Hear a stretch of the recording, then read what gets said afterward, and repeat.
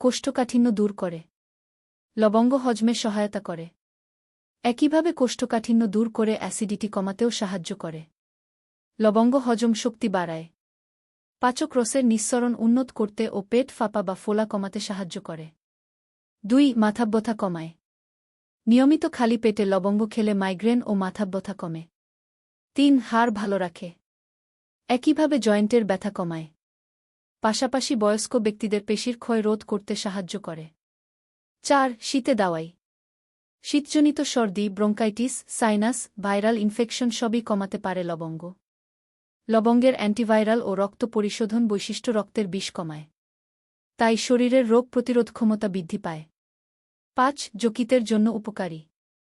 শুকনা লবঙ্গের কুডি লিভারে প্রতিরক্ষামূলক প্রভাব ফেলে। ভারতীয় পুষ্টিবিদ আরশি গার্গের মতে এটি নতুন কোষের বৃদ্ধিতে সাহায্য করে। লিভারকে ডিটক্স করে।